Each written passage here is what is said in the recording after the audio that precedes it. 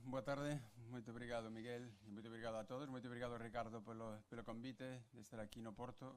Como Miguel decía, para un galego e para min en concreto vir ao Porto é como estar quasi en casa.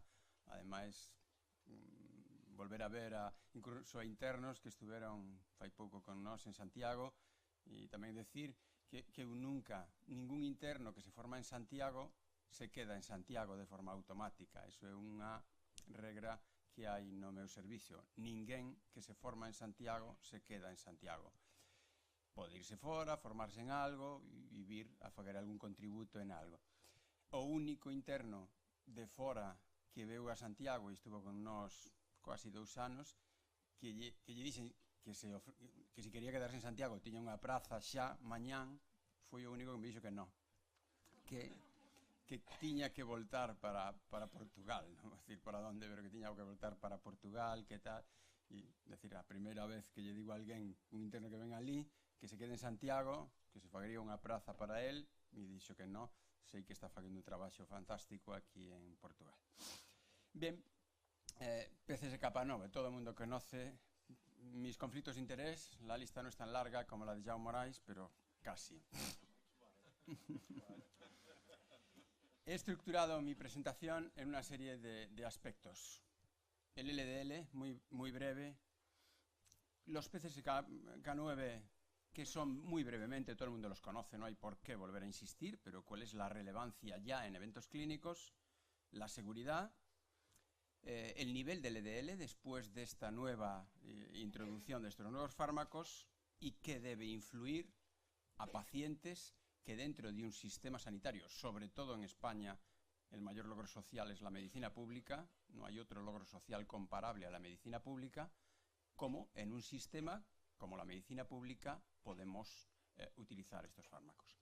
Esto es muy reciente del JAC, y es del grupo del PESA, en donde vuelve de nuevo a insistir en la relación entre nivel de LDL y enfermedad vascular. En este caso, enfermedad vascular asintomática, pero es un poco igual. A más LDL, más enfermedad vascular. Por tanto, muy contemporáneo, datos muy recientes de un estudio epidemiológico que vuelven a confirmar la relación entre LDL como objetivo terapéutico y diana terapéutica y enfermedad vascular. La historia de los PCSK9 podríamos resumirla aquí por no insistir demasiado. Fundamentalmente estos fármacos, estos monoclonales, y es después de Reopro casi la primera vez que los monoclonales entran en el ámbito de la cardiología. ¿Qué hacen estos fármacos? A nosotros lo que nos mata es el colesterol que circula en la sangre.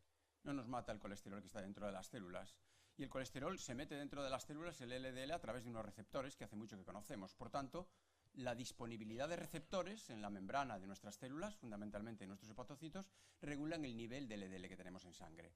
Estos fármacos en realidad incrementan la disponibilidad de receptores de LDL, ya que impiden su destrucción dentro, al bloquear esta proteína dentro de las células. Por tanto, son fármacos que deben su efecto hipolipemiante a incrementar la disponibilidad de receptores de LDL en la superficie de las células y por tanto se meten dentro de las células y por ahora no está muy claro que haya lipotoxicidad vinculado a este fenómeno. Por tanto, reducen el LDL de la sangre de una forma muy eficaz, 50, 60%, hasta 70%, depende de los estudios, y ese es el colesterol que nos mata y por tanto ese debe ser el mecanismo por los que podrían proteger. Y así se han introducido en la estrategia de prevención cardiovascular, en el que los tratamientos para el LDL constituyen uno de los pilares de la prevención cardiovascular, con otras muchas cosas. Estatinas, nadie las va a sustituir, ezetimibe, y ahora entramos en un debate con ezetimibe, y inhibidores PCSK9, fundamentalmente volocumab. Dentro de 2 meses tendremos los resultados del Odyssey con alirocumab y veremos si esto es efecto de clase o un poco qué sucede. Beneficios. Y esto es lo que los cardiólogos habitualmente esperamos. Ensayos clínicos que demuestren una hipótesis. Claro, alguien podría decir, hombre, algo que baja el LDL, ¿para qué necesitamos ensayos clínicos? Pues sí que los necesitamos porque recientemente con fármacos que aumentan mucho el HDL, y bajan el LDL, resulta que ese efecto es neutro sobre la enfermedad cardiovascular. Por tanto, claro que necesitamos ensayos clínicos. A veces pasa en la hipertensión, que aparecen nuevos grupos de fármacos y nos piden que los usemos sin ensayos clínicos solo basados porque bajan la presión arterial, y eso no debería suceder, como en otro tipo de patologías. Por tanto, el ensayo clínico que confirma de alguna forma la utilidad clínica de estos compuestos es el Fourier. Es un ensayo clínico de cardiología. La mayoría son pacientes con cardiopatía isquémica crónica estable, de larga evolución, eso sí hay que decirlo, con un LDL mayor de 70, basal, y veis que es un gran ensayo clínico. Más de 27.000 pacientes, pero una duración corta de seguimiento, 2 años, poco más de 2 años de seguimiento medio. Por tanto, es un gran ensayo clínico, pero de entrada tiene esta pequeña limitación, que el seguimiento es corto. El objetivo primario, todos conocéis, es este, y vemos que el objetivo primario, que es un combinado de muerte cardiovascular, infarto, stroke y hospitalización por angina inestable o necesidad de revascularización, se redujo de forma significativa, alcanza significación estadística, un 15%. En el objetivo primario secundario, en donde ya es algo más duro y no entra angina inestable, que a veces es difícil de predecir, y la revascularización, que a veces depende de los centros, unos revascularizan más que otros, muerte cardiovascular, infarto, stroke, aquí se amplifica hasta un 20%. Por tanto, estudio positivo en cumplir el objetivo primario. Es más, si nosotros hacemos un análisis y dejamos pasar el primer año, este es el objetivo primario, y vemos que después del primer año las curvas tienden a continuar separándose, como habíamos visto en los ensayos clínicos con estatinas. Las curvas se tardan en separarse y progresivamente se van separando en el tiempo. Lo vemos aquí para infarto fatal y no fatal, tanto infarto como stroke. Esto sería todo el estudio, y esto sería si cortamos el primer año después del primer año. Las curvas tienden a separarse. Y muy recientemente se ha hecho un análisis en pacientes que tenían un LDL basal menor de 70 y frente al grupo global, y vemos que sigue manteniéndose con ese seguimiento medio el mismo beneficio. Por tanto, con un nivel más bajo del LDL, el beneficio de ese 20% de reducción del riesgo de objetivo primario se mantiene en total. ¿Por qué? Bueno, pues seguro que muchos estamos pensando que este beneficio clínico es la respuesta a la estabilización, regresión del proceso aterotrombótico, aunque a nosotros fundamentalmente lo que nos mata es la trombosis.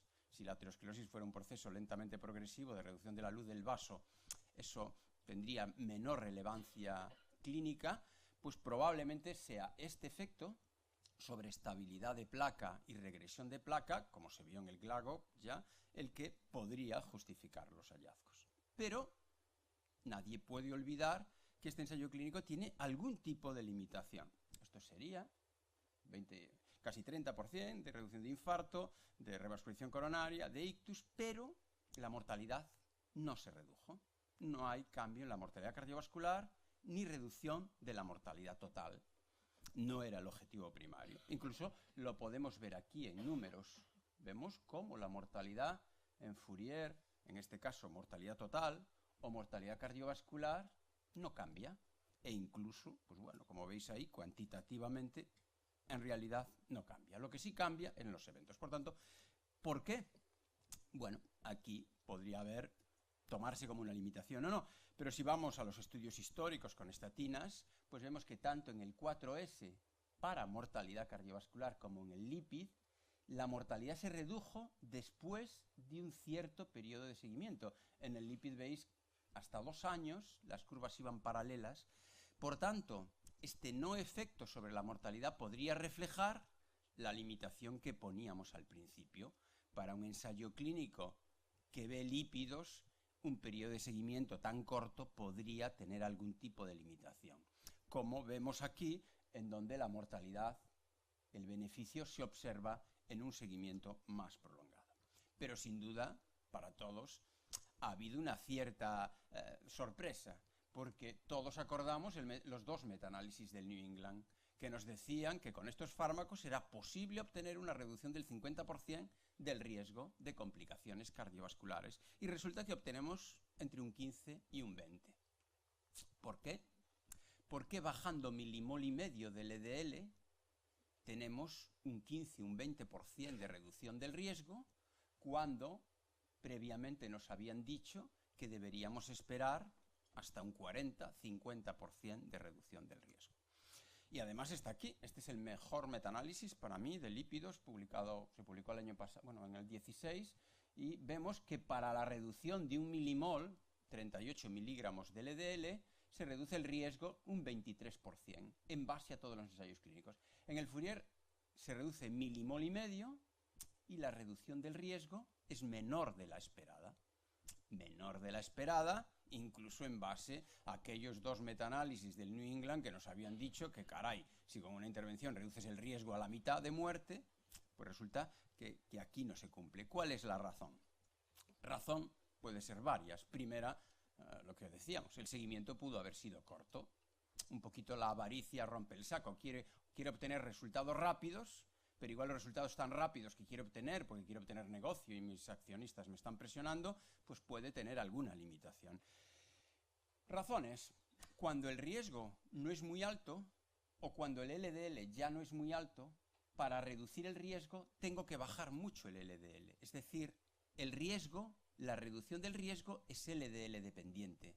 Si tú tienes un LDL muy alto, para obtener beneficio, con que lo bajes un poco, ves mucho beneficio. Pero cuando el LDL ya no es tan alto, para obtener beneficio necesitas bajar mucho el LDL o hacer algún tipo de intervención complementaria. Por tanto, el riesgo bajo de los enfermos y el LDL bajo del que partían podría haber condicionado de alguna forma el beneficio. Y además, el riesgo de los enfermos. Esta es una publicación de nuestro grupo de hace ya 2 años, de toda la base de datos de síndrome coronario agudo de nuestro centro, que además ahora está fusionado con otros 2 hospitales de España, donde aquí ya había más de 9.000 pacientes que sobrevivían al síndrome coronario agudo en el hospital, y los dividíamos en 3 grupos. Un tercio que tenían mucho riesgo, un tercio medio y un tercio con menos riesgo. Y vemos que si yo bajase un milimol de LDL y eso redujese un 23% el riesgo, no es lo mismo hacerlo en pacientes que sobreviven a un síndrome coronario agudo de alto riesgo, esto es muerte, ictus e infarto al año desde que le damos de alta. Y esto, si le bajáramos un 23%, reduciríamos, sobre todo en el de alto riesgo, el riesgo. Por tanto, ¿qué quiere decir esto? Que el riesgo de los enfermos condiciona el beneficio. Y aquí lo vemos después del año, los que sobreviven al año, en el seguimiento ya de 5 años, y vemos que también hay un grupo que tiene mucho riesgo, y por tanto, si seleccionáramos grupo de más riesgo, y sobre todo si partiésemos y también de un seguimiento mayor, es probable que el beneficio fuese mayor. Esta hipótesis la vamos a conocer en 2 meses, porque el Odyssey tiene estos enfermos. Tiene enfermos con infarto reciente y se randomizan a recibir alirocumab o placebo. Veremos si el riesgo de los pacientes condiciona el beneficio o si el beneficio es el mismo que en Fourier. Entonces, desde mi punto de vista, es que el riesgo condiciona el beneficio y que en Odyssey hay pacientes de más riesgo y es probable que el resultado del Odyssey sea superior del Fourier, y entonces entraremos en un debate terrible, muy comercialmente dirigido, pero yo creo que vendrá influido por las características de los pacientes que hemos incluido. Además vemos, esto viene de estatinas, el beneficio se observa 1 año, pero vemos cómo con el tiempo, en los ensayos clínicos de estatinas, el beneficio se amplía. Es más, si cortamos los ensayos de estatinas y el Fourier a 2 años, que es el seguimiento del Fourier, vemos que da igual con que bajemos el LDL. El beneficio es el mismo para 2 años, y la misma reducción del LDL da igual hacerlo con estatinas que con PCSK9, porque, en este caso con evolocumab, porque el beneficio es el mismo. Y aquí, en esa línea, se inscribe, pues un poco cambiaría la inscripción del Fourier. En este caso enlazaría en la recta de regresión, porque el ejemplo que os ponía yo antes era de ensayos clínicos que tenían una duración más larga. Si lo vamos a ajustar a la duración de 2 años, vemos como da igual reducir el LDL con estatinas o con evolocumab porque la reducción del riesgo es el esperado. Por tanto, reducción del riesgo es LDL explicada y riesgo de los pacientes condicionado. El riesgo de los pacientes condiciona el beneficio y el LDL condiciona también el beneficio. Muy breve, un poco seguridad. Seguridad, la fundamental era el deterioro cognitivo. El Ebbinghaus demostró que al menos en el seguimiento del Ebbinghaus no había deterioro cognitivo. Pero eso no quiere decir que a largo plazo, con monoclonales, que tienen algún tipo de limitación, pueda aparecer. De ahí la necesidad de farmacovigilancia estrecha con estos fármacos. En un seguimiento relativamente corto no hay deterioro cognitivo, pero eso no quiere decir que no pueda haberlo a más largo plazo. Y ya para finalizar, bueno, esto sería la historia del LDL y todos, medio siglo de investigación de LDL. Bueno, ahora the lowest is the best, pero cómo trasladar esa frase tan simple a la práctica clínica. Y para ello, todas las sociedades, o muchas, yo he estado mirando si la Sociedad Portuguesa de Cardiología tenía un position paper de esto, pero todas las sociedades han dicho, y esto es una publicación reciente en la Revista Española de Cardiología, yo tuve la oportunidad de coordinar la posición de la SEC hace ya algo más de un año, y esta es la posición del Sistema Nacional de Salud de España, que dice que habría que financiar estos fármacos en pacientes óptimamente tratados con estatinas máxima dosis y ezetimibe si el LDL está por encima de 100. Esta es la posición de la Sociedad Española de Aterosclerosis, de la de Cardiología, de las guías NICE y el Task Force de la Europea. Todos nos estamos diciendo cuáles serían los pacientes prioritarios. Pero muchas veces olvidamos un paciente prioritario, que es si realmente tu paciente, después de un síndrome coronario agudo, no puede tomar estatinas, su riesgo es un 40% más que si está óptimamente tratados con estatinas. Por tanto, intolerantes a estatinas, bien demostrada esa intolerancia, debería ser uno con la hipercolesterolemia familiar de los primeros objetivos. Esta es la posición de la SEC, de lo que está ahí. Y ya brevemente otros factores. Está online este trabajo en la Revista Española de Cardiología del grupo de Luis Masana, que dice cuántos enfermos habría en España para IPCSK9 en función de lo que recomiendan las distintas sociedades. Varían de lo que recomiendan las sociedades. Por lo que recomienda la SEC, habría, si optimizas el tratamiento, hasta 300.000 pacientes en España que podrían beneficiarse. Si lo haces por el documento de la Europea, igual, 300.000 pacientes en España que podrías beneficiarse. Por el Sistema Nacional de Salud, lo que dice el Ministerio, porque en España, pero en España lo que dice el Ministerio, después matizado por las comunidades autónomas, sería hasta 600.000. ¿Qué hacer? ¿Qué hacer en práctica clínica? Pues ir a estudios de coste-efectividad, en donde España ha decidido por ahora que paga todo lo que cueste menos de 40.000 euros por año de vida ganado sin discapacidad. Eso es un poco el acuerdo global. El precio de los IPCSK9, sabéis que en España es 5.000 euros, próximo a 5.000 euros de tratamiento al año. Y esto serían asunciones en función del precio. En Estados Unidos 14.000, esto sería que si costase la mitad, y esto si costase la mitad.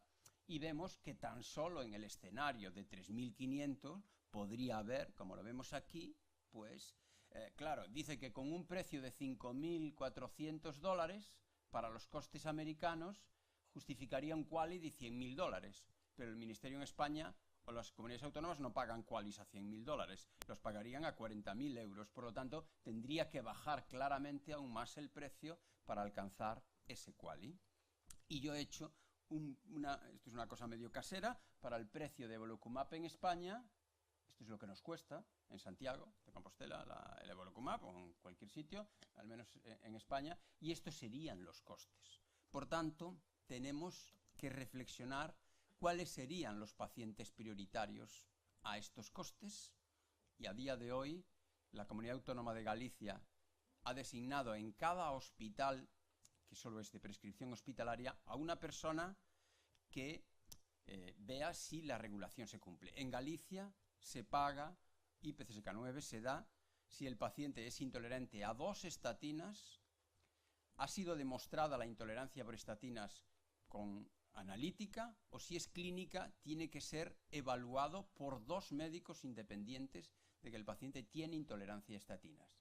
En ese caso, si tiene un síndrome coronariano agudo, fundamentalmente, o hipercolesterolemia familiar, se pagaría una estatina. En caso contrario, se pagaría una estatina en síndrome coronariano agudo, que es lo que a nosotros nos interesa, si el paciente, después de estar óptimamente tratado con ezetimibe y una estatina de alta potencia y alta intensidad, mantiene un LDL por encima de 130 miligramos por decilitro. Esta es la situación actual, también para la hipercolesterolemia familiar, pero claro, cada uno tiene que reflexionar con estos datos quiénes serían los pacientes prioritarios en los que este tipo de tratamientos al precio actual pudiera aplicarse. Veremos si dentro de 2 meses, y si volvéis a hacer otra reunión y podemos debatirlo, este escenario puede cambiar, pero este es el escenario de mi comunidad autónoma y el escenario con el que yo concuerdo, porque yo he participado en la elaboración de esas directrices a quién pagarle con el dinero público este tipo de fármacos en el mundo real. Muchas gracias.